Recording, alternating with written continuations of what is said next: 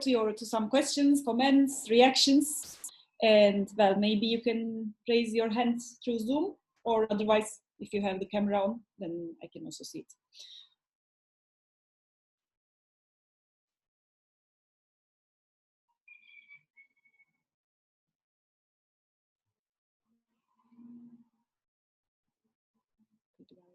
Coming back.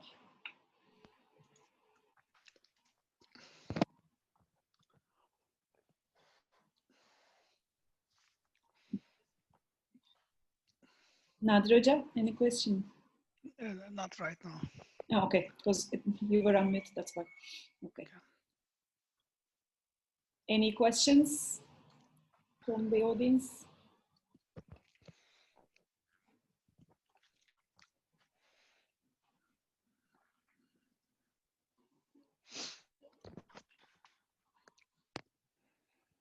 May I ask the first, probably, sure, to open the floor for other questions. Marco, thank you very much for this very thought-provoking presentation. I learned a lot from this migration of Italians in America, but I would like to hear some struggles, conflicts between these newcomers and the already settled people there. And I would like to learn about the dispossession side of your story. What happened in those newly settled lands, or the lands that have been already peopled with natives or American peasants or Mexican peasants, I can say. Do you have any examples of conflicts and contestations on nature, on environmental change by these people? Yeah, my question is this. Yes, thank you very much for this question, which is really important, actually. Well, in a sense, one way to answer is that it's true that the most dramatic, if we can say it this way, the most dramatic frictions, conflicts were happening a little bit earlier than this. So in this sense, Crosby, let's put it this way, or Jared Diamond, they have been working on this, really the meeting between Europeans and, natives, indigenous people. It was happening mostly during the phase of colonization, a bit less during the phase of mass migration. However, there are examples absolutely of what you said. So first of all, there is a book, a fantastic book, which is called The Fisherman's Problem, which was one of the first books published in the Cambridge series on environment and history. The author was Arthur McEvoy, and he was not studying at all migration. He was interested in the fisherman problem, right? However, you find in what you are reading whatever you are interested in, isn't it? So doesn't matter what the author is actually working on. So I found in that book, for instance, a very interesting case, and it was about Italian fishermen, mainly men actually, Italian fishermen in California, clashing with not precisely native, but with other ethnic groups, mainly with Chinese and Vietnamese fishermen in the area. And it was very interesting because the fighting, the frictions were mostly about technology. The fact, the Italians were using a kind of nets and of fishing tools were not the same than those Chinese and Vietnamese fishermen. And the Italians were framing basically their friction and opposition in ecological terms, believe or not. It's actually kind of funny because, of course, those fishermen were everything but sustainable, champions. However, they understood that framing that ethnical conflict, which was basically a conflict over the control of a commons of fishing of the fisheries, was a good tool for them. So this could be an example. Another book that I can mention here is the I think it's called The Hunter's Game. It's a book written by a Western historian. His name is Lewis Warren, and it's a book about basically hunting practices in the East Coast. And in that case, you see actually a very strong friction and conflict between Italians, but also Mexicans, and Anglo-Saxon people. And the main point there was that, of course, nobody was questioning hunting. Hunting was not the problem, right? The problem was that Italians and Mexicans, apparently, they were hunting for food. And this was not acceptable. So hunting was okay for sport, but not for food. So those people, they were called pot hunters. So hunters for cooking, basically, right? And this was not. And you have also this strand of environmentalists complaining against Italians. So you have this very famous, like founders of, environmentalism and environmental disciplines, saying these racist things like, whenever Italians arrived, everything with feather will disappear. So basically this hunting, this generalizing hunting. And I found the same example in Brazil. A German, and well, I should say an officer working for the Brazilian Agency for the Protection of Nature. He was originally from Germany, and he was making more or less the same comment. So we need to get rid of this Italian because those Italians, they're hunting too much. They are not, hunting for sport. So it was the same kind of argument. Another good example is a newspaper that I found in California. It was a very local newspaper in the city of, oh my God, which city? La Coruña, I think La Coruña, if I'm not mistaken. And in this newspaper, there was an article describing two neighborhoods in the city, in this small town, actually, not city, in this small town. In this, there were two small parks, and one was in the Anglo-Saxon, neighborhood, and the other one was in the Italian and Mexican part. And the one in the Italian Mexican park was, not in good shape. And the author, the journalist of this article, he was making this comment. The only way, I am quoting here, more or less, I think that it's more or less what was written. The only way to make those people, so Italians and Mexicans, to care for a park would be to plant potatoes there. Without potatoes, they will not care. And I found this very curious also because I was wondering, what is wrong about potatoes? Why potatoes are not nature? So for some reason, potatoes are not nature. And so a tree is nature and potato is not nature. I think it's interesting. And the last example I can give you is in California, in San Francisco, after the plague outbreak there was a very strong legislation about limiting the possibility to raise chickens and other kind of small animals in the buildings, in the urban setting. Now, this is tricky for me. When I speak about this, sometimes people get me wrong, most likely because I don't explain myself well. I mean, I am not saying that sanitization, sanitary laws and regulations are not crucial, not important.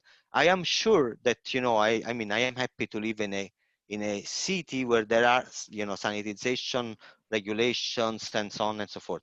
However, I think that for us as historians, it's not enough to say if those rules were, good or not. We need also to see who paid for those rules and maybe to see if there was something going on.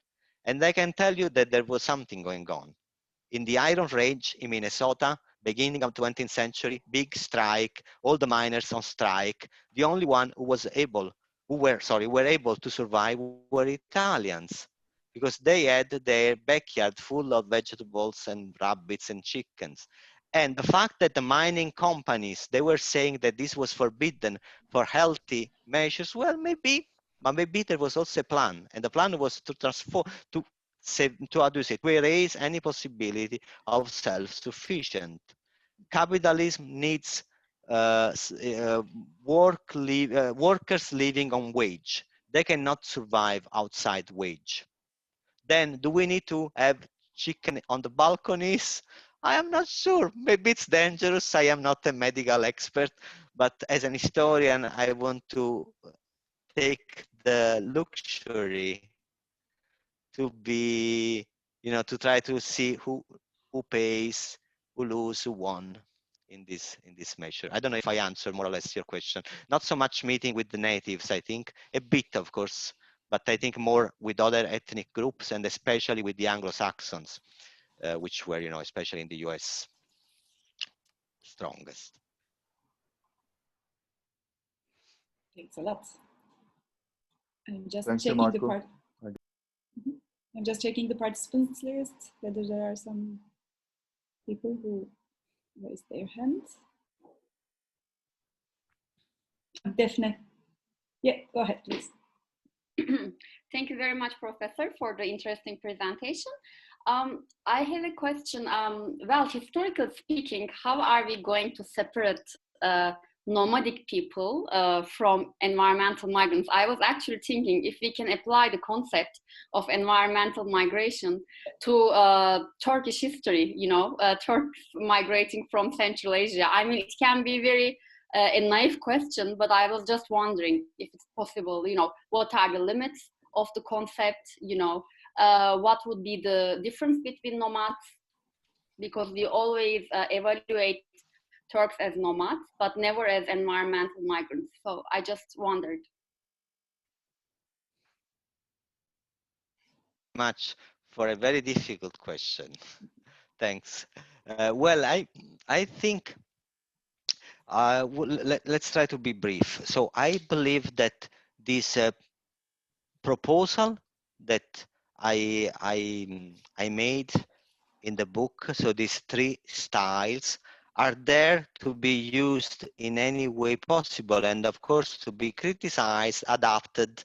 It's a bit like a do it yourself kind of approach. So there is some tools there, and I believe that I am very happy if people are using them, but also in the very moment of using them, also transforming them.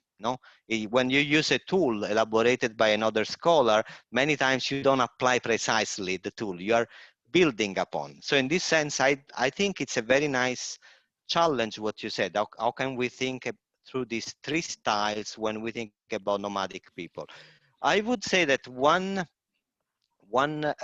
difference maybe is that migrants, many times they move to settle themselves. So there is this idea of settling, which is probably not so strong in nomadic people. So in which you have a more circular kind of migration patterns. I must say that this is true to a certain degree. Italians, for instance, they were highly criticized precisely because they did not settle enough. Actually, many Italians moving to the US especially, the idea was, okay, we are going there, we will become rich. The American dream before Netflix, I guess. We will become rich, and then we will go back to our villages, to our town, and buy finally our piece of land. Well, of course, most of them, they didn't succeed, but still many were able to. Actually, I didn't speak of the embodied part enough. And one thing that was very clear is that when Italians become sick in the US, most of the time they moved back to Italy.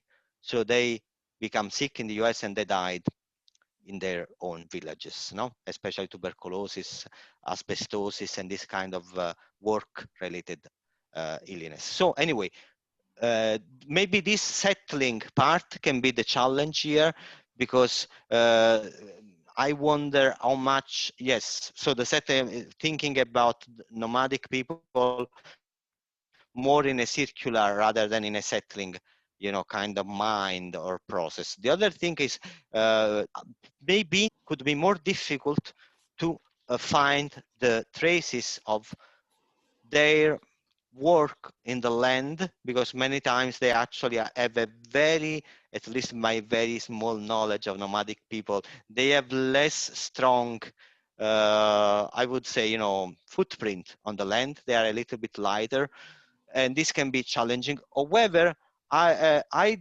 do believe that what could happen is actually to find that the traces of these nomadic people in the culture of the people settling there. So I think that this could be interesting, how much there is actually a, how do you say this in English? There is an osmotic kind of relationship between the settlers and also the nomadic. Of course, there are a lot of conflicts. Now, I am a bit familiar with for instance, the Sahel situation, because actually my lab has produced an atlas on migration and the environment, which is called the GeoArchive. I can share with you the link in a second.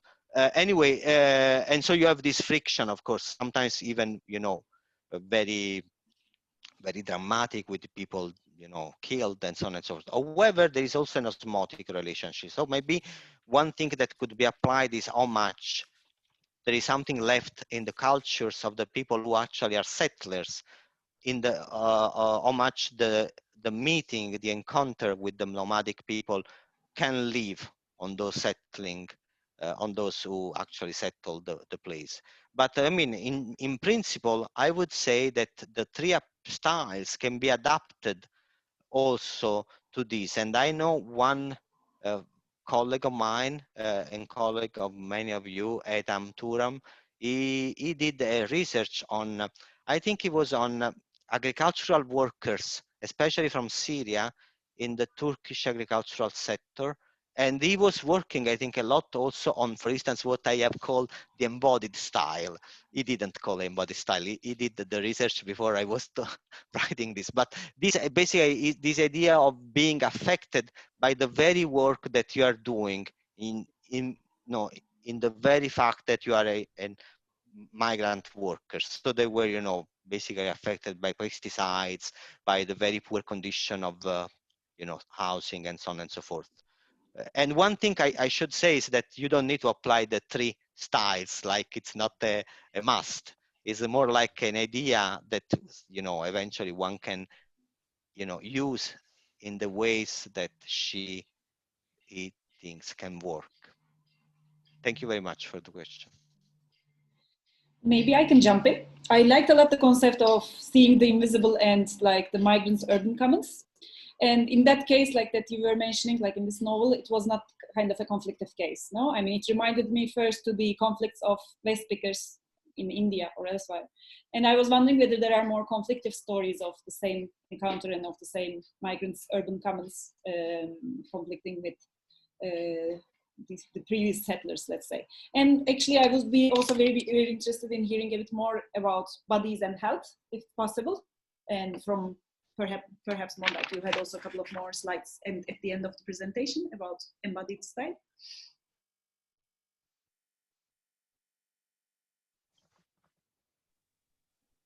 I thought to share with you the link of the GeoArchive, but I realized that we don't have a chat, no? Because this is a webinar. So actually in the webinar, it doesn't work. Sorry for this, but what I can do is to share the link with your Mac, and she can, eventually pass if anybody is interested in these atlas. Anyway, so the conflicts, more conflicts on the urban commons and so on and so forth. Of course, this was the norm. Actually, the novel, first of all, it's a novel, right? The novel is the exception, probably. The idea that this Sicilian migrant can actually, collect wild artichoke and actually being paid, because the lady in the end, she gave some money to him for cleaning the land. Anyway, instead conflicts. I am publishing an article with the, the title is The Greening of Little Italy's. And it's an article basically on the Italian, environmental legacy, especially in New York. In that case, you have a lot of frictions. We have found, for instance, a court case in which this Fenuella was his last name, this Sicilian immigrant, he was on trial because some goats of him, they were basically pasturing in the local hospital in New York City. So he was brought to court, and you have this clash between this guy who really cannot understand where is the problem. No, at a certain point we have this fantastic quote. He's saying something like, "Goats are goats, and they need to eat, and the grass that they are eating, it will grow again. I cannot see the problem," no? And I am quoting more or less from his, how do you say, statement in the court. And you see here a very clear clash. Now, what is a proper urban space? A proper urban space is a space which sever clearly the space of living and the space of work, for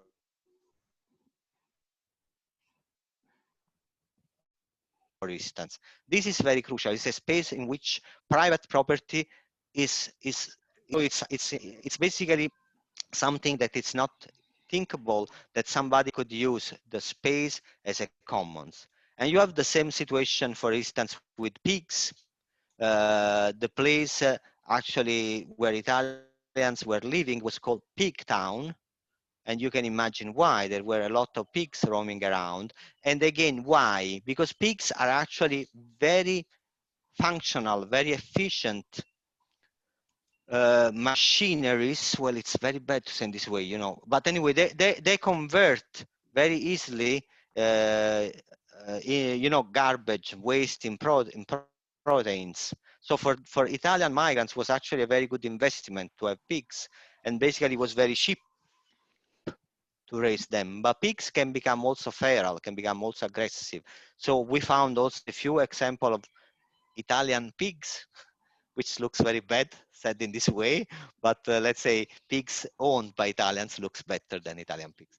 Who knows if actually animals have nationality? This could be interesting. Anyway, pigs owned by Italians attacking, you know, people in the street. So again, the courts, no? So we have this kind of conflicts. But again, I think, and I mentioned before, the law, for instance, all the sanitization laws and regulation were coming out of frictions. You know, the idea that you have chickens on the balcony, that you are growing garlic on the rooftop of the buildings. Actually, it was a common, how do you say, offense to call, you know, to say that Italians were smelling of garlic. It was a way to, you know, racialize and to offend Italians. So this was, you know, the kind of conflict that we can find. So animals and, you know, the disconnection with garbage. Italians were also called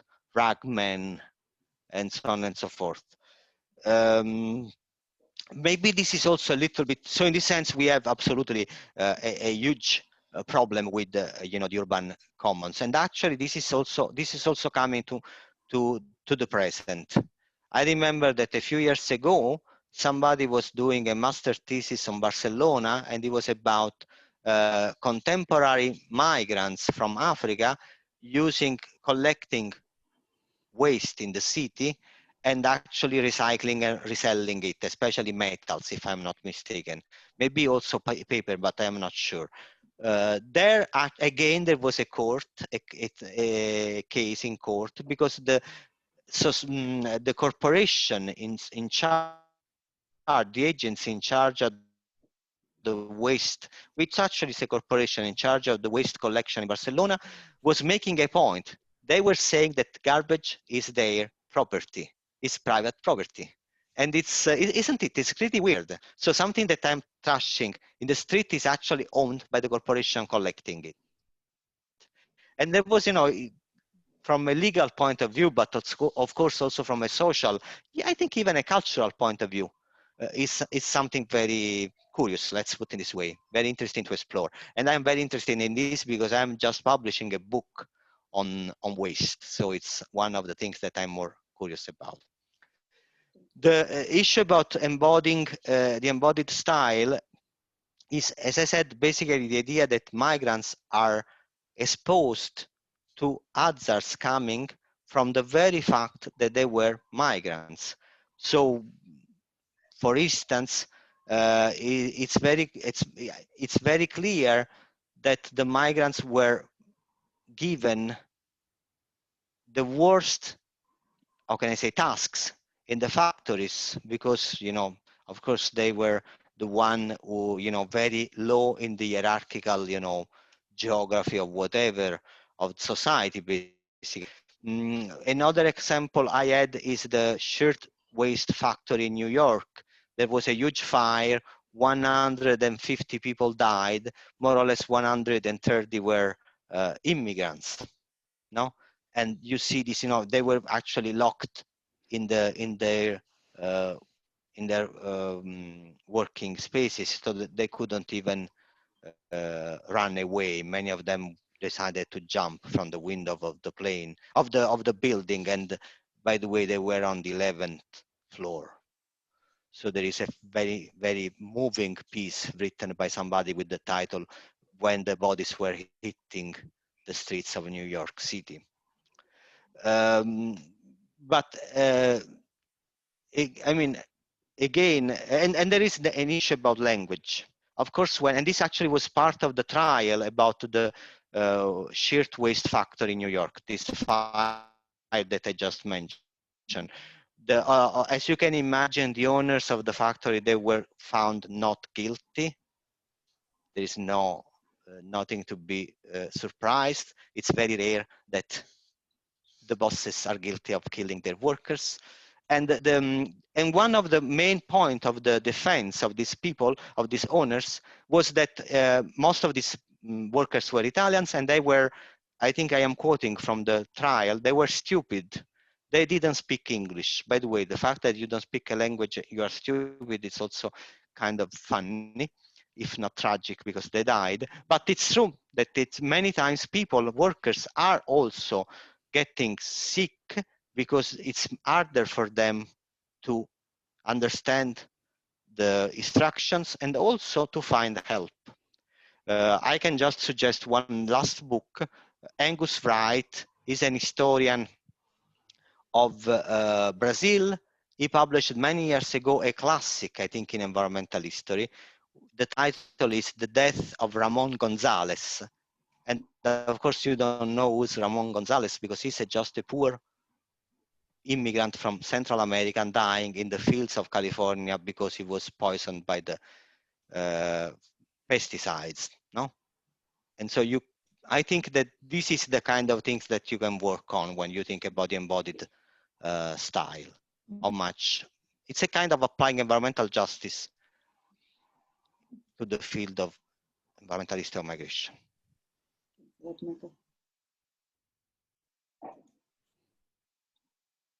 Any other questions, comments, reactions? I'm checking the list.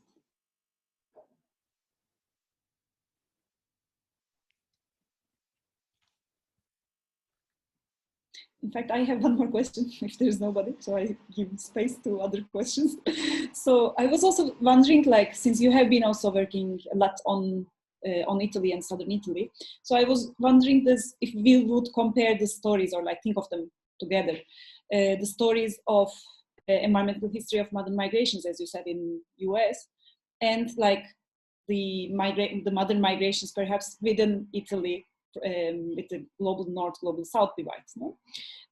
What would you say, like, how would you see some convergences there within the same, I mean, from the three styles, or like maybe focusing on one of them, how would you see some parallel dimensions in a way? Yes, Irma, sorry, I am not sure that I understood very well. You mean the current migration from like, you know, global south to Italy, or you were mentioning the migration of Italians within Italy? So it's within southern Italy. Within, sorry. Yeah, Yes. Yeah, well, if you are not, you know, from Italy, or you are not, you know, passionate about Italian history, you might not know, but Irmak is absolutely true. Especially after the Second World War, there was a massive migration from southern Italy to the north. So the north part of Italy is the richer part and is also more industrialized. And there is a triangle, the so-called industrial triangle in Italy, which is Turin, Milan, and Genoa. So in the northeast, where a lot of southern Italians moved.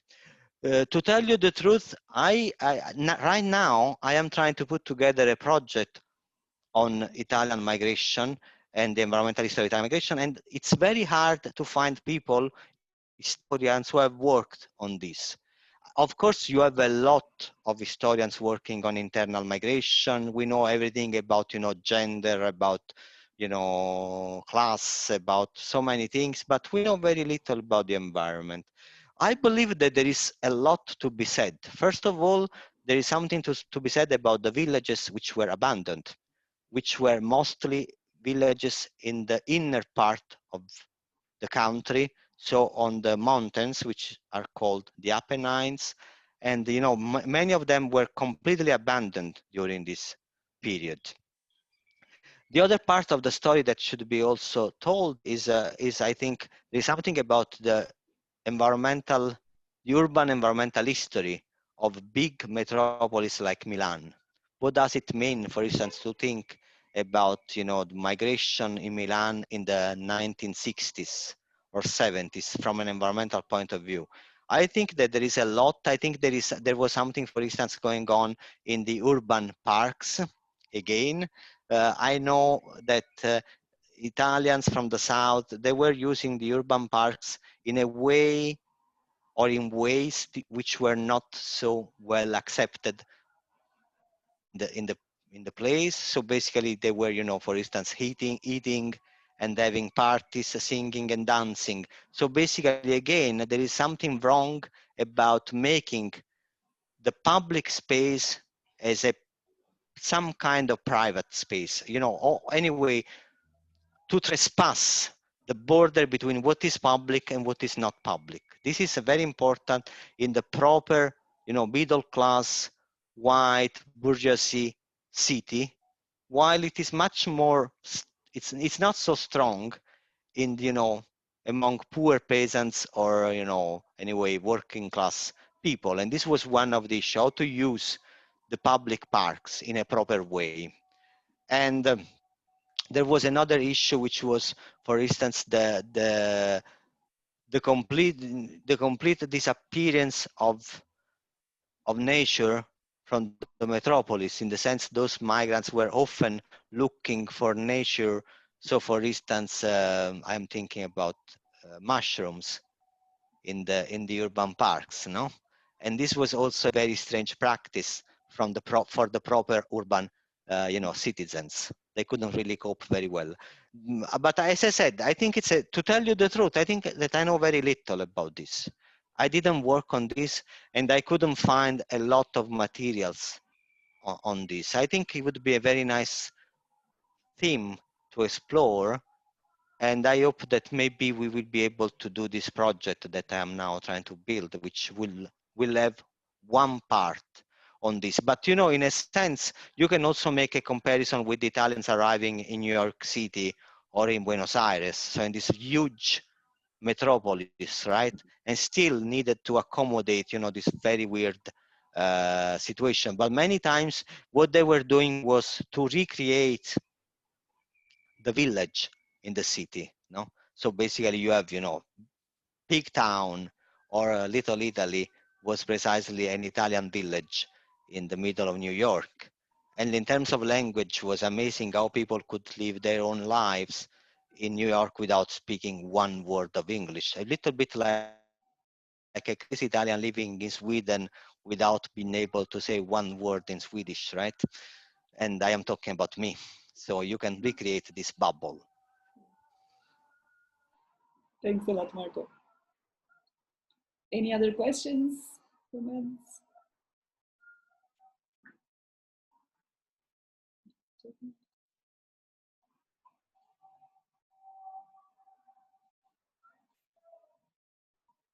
Are there? I see Tutku's hand. Yeah, Tutku, go ahead. Yeah, we say that environment is a place that some political relations are shaped. I wonder that if we approach by Gramscian perspective to the issue, mainly I wonder the Italian migration position under the US that can did they experience some struggle with the government, or they easily adopt the environment, new environment.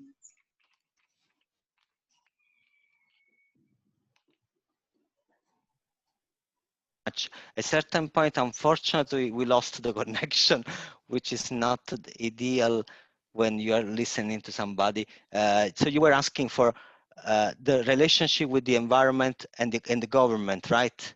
Yeah, and their position in the new environment conditions. Yes. Well,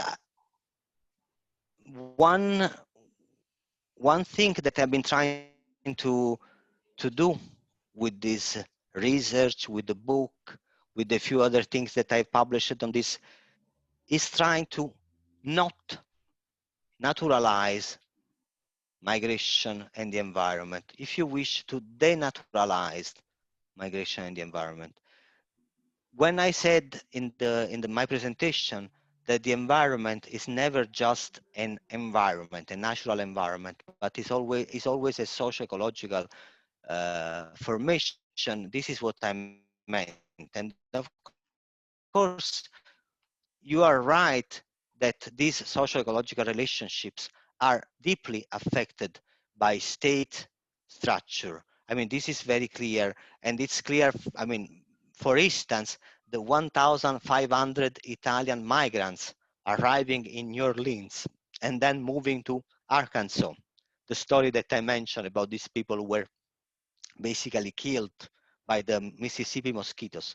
Well, that story is also a story deeply affected by a state arrangement of the socio-ecological relationship. In which sense? Well, basically, we are in the years after the Civil War in the US. Slavery was abolished. So the owners of the plantations in the South, in the US South, they were looking for workers to work in their plantations, right? And basically, I have read the documents, and what they were saying was that the best workers they could find were Italian workers, because they were not black, which apparently was a good thing in the racist mind of the Southern American plant owners. But they were not black, but they were also a little bit black in the sense that they were easy to enslave. I am more or less using their words. So they were easy to be completely subjugated and be, in this way. So in this sense, you have basically some kind of blend between a self grassroots, if you wish, organized socio-ecological relationship on the ground, but you have also a very strong state and government intervention. The migrants, they were, of course, if you think in terms of Gramsci, precisely, they were not the hegemonic force on the field, on the ground. The hegemonic forces were others. In the case of the US, were mainly the Anglo-Saxon settlers, so people from Anglo-Saxon, origins, heritage, and so on and so forth. And Italians were more or less forced to adapt to the kind of, regulations, rules, but especially, I would say, really socio-ecological relationships imposed by them. Nevertheless, they also resisted. I mean, we have talked a lot about this resistance. I mean, when Italians were actually planting, vegetables in their backyard, when they were having chickens on the balcony, when they were collecting, waste in the streets, and so on and so forth, they were all, in these things, they were producing counter-hegemonic ecologies which did not fit with the governmentalization of socio-ecological relationship. And I think that this could be, in a way, their ways of finding some breaks or some interstices inside something which was pretty much, strong. And of course, the problem with migrants, and this is the last thing I want to say, is that there is a temporal dimension that I didn't mention today. So for how long you are migrants in a country, Well, you can say that, from a legal point of view, you are always a migrant in a country. I am from Europe, right? I am from Italy. I am part of the European Union. Still, after 7 years in Sweden, I am still, a poor migrant. There is no discussion. My Italian passport is not even recognized by the fantastic Swedish government as a proper ID. So I cannot open a bank account without a Swedish ID. And, I can go ahead. So, I mean, for how long you are a migrant? Well, this is partially a personal perception, partially a state condition. In the US, you stay migrant forever, even if you have a green card, right? In the case that I've been describing, Italians at a certain point, they do became white, if I can use this expression. So for instance, they left the inner city and they moved to the suburbs. They started this very, difficult relationship with African Americans, with the Asian Americans, and so on and so forth. So there is this kind of so they stopped to be Dagos or Wops. This was those were the how can I say, the injuries used to call Italians, and they become, just Americans. So there is also a process in which the governmentalization is going on, and you, in a sense, migrants stop to be migrants and then become something else, whatever it is. And then, of course, it's a matter of perception, because maybe, you believe you are finally an American. Look at me, I have my house in the suburb. I am a perfect American, but your neighbors will still think, oh, look at this Italian guy in the big house. So, this is also a matter of perception, but there is something that we can, grasp. And I think is, for instance, matter of. Thanks a lot. I can see Zeynep's hand. Zeynep? Thank you very much. So I just had a question on how things changed more recently, because and just wanted you to hear your reflections. How did this white middle class understanding of the city change among certain groups, so that there is now an emphasis on urban gardens, reappropriating the urban commons in today's urban environments? So I just wanted to hear your reflections, because I thought about this when I thought about an urban garden in Istanbul. Actually, it's a historically used agricultural land in the city, which over which there are contested sort of futures. So the agricultural producers want to keep it as such. The local residents want to make it into an urban park together with the municipality, because they are recent migrants and they don't want to go back to, they don't want a kind of remnant of an agricultural past that they left behind in their villages. And yet this middle class, educated, maybe green movement is also on the side of the people who would like to preserve it as an urban garden. So just these reflections, and I want to hear your thoughts on how this has changed over the years. Thank you so much. It's such a fantastic comment, maybe a question. I think that we should all think about this. It's not that I have an answer, but you are so right. I mean, if you think about hipsters culture, people actually raising chickens in the city, or as you said, urban gardening can be very fashionable. I know that our colleagues in Barcelona, they have started a urban lab led by Isabel Angelowski, and they are working a lot precisely on this very tricky, I think, frictions and contradiction. They are making a point which is very, I don't know, it makes me uncomfortable, but it doesn't mean that they are wrong. I think that sometimes you must be the trouble. No, Don Harvey said that you need to be with trouble, and we at the lab we said that sometimes you don't need to be with the trouble, but you must be the trouble. So yes, precisely, they are making this point that the greening can be also part of the gentrification process. So basically, you have a poor area where some hipsters will move, will make a nice urban garden, will do a lot of nice things. And then actually what is happening is that the poor people living there will be expelled. They will be expropriated. It's I mean, for me, it's hard, isn't it? Because, you think that greening is good and they are actually showing you that there is something. But I don't think, as I said, I think that it's important because in this way we can try to address, because, pretending that a problem is not there is not that the problem will disappear. Just we pretend not to see the problem. So I agree with you. And it's precisely as you said, that it's easier for somebody working in university like me, or maybe my friend who is actually a lawyer, or a couple of teacher in the high school to do urban gardening that from my grandfather.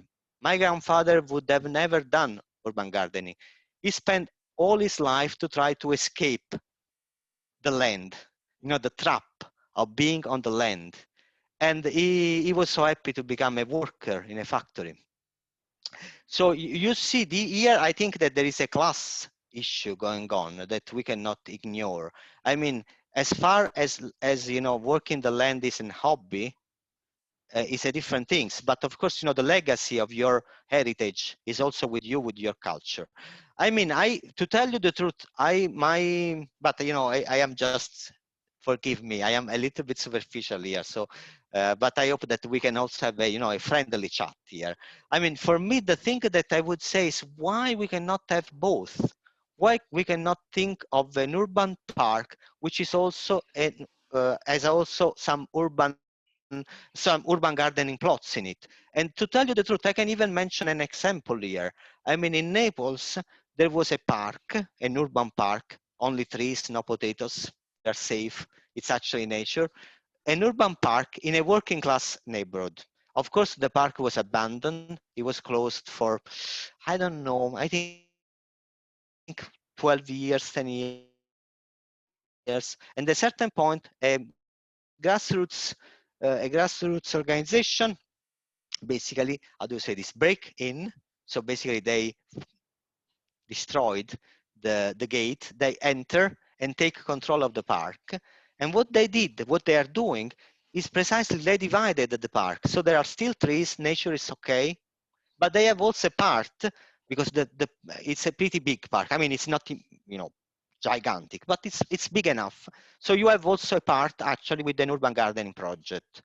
And they are also using a lot of the urban gardening as an educational tool for children in the public schools around. So they will discover, well, of course, now we are in COVID-19, but anyway, they were discovering, the vegetables, the soil. They were, doing basically classes in the urban garden and in the parks. So in a sense, I still believe that we should try to find a way to build alliances. And even if, I can be very blunt, and maybe somebody will not like me, but just I don't want to hide myself to be not biased or so on and so forth. I mean, although I am pretty much sympathetic with working class people, with those who would say, you rich guys, you enjoy something because you have never experienced it. So I am more sympathetic with those people. I would say that, maybe those are not the enemies. So I would say that we need to find a common language to build alliances, and to think that it's possible to have an urban gardening project, to have a park, to preserve. I mean, for me, the enemy would be a shopping mall.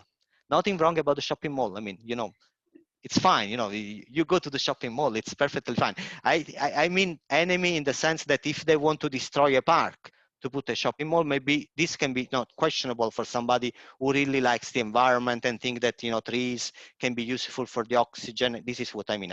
Nothing against people, you know, working or anything, but in the specificity of a park, I think that the enemy would be want to destroy the green space rather than, but of course it's not an answer. I don't know the situation, and probably I said something that doesn't apply.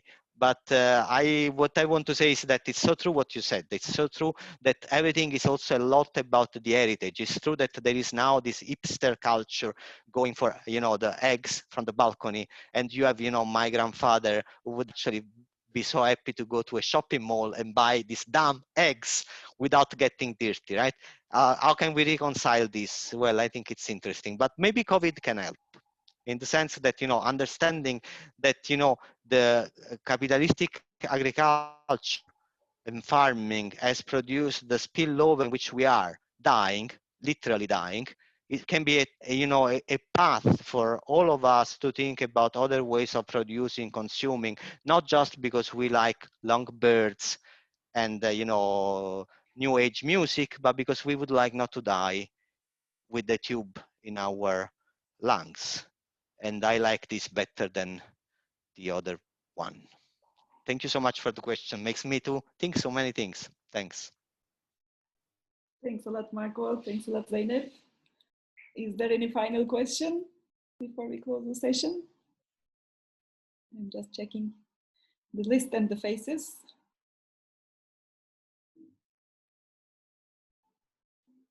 Otherwise, well, then we have to thank a lot to Marco. And well, it was really great, and it was really great debate. Thanks a lot for coming as well. I'm also grateful to all participants. And well, here we can close the session. Marco, thanks again for accepting the invitation and for giving us the option to listening to your talk. Thanks a lot. Thank you so much. Thank you for inviting me, for the honor to be with you, and for the fantastic questions. Please, if you have anything that you would like, you know, to discuss with me, if there was something that I mentioned that you didn't understand because my English was so bad, and so maybe I don't know if bibliography or anything, you know, anyway, just email me and it would be my pleasure to reply and try to answer and to be in touch. Thank you so much. Perfect. Thank you, Marco.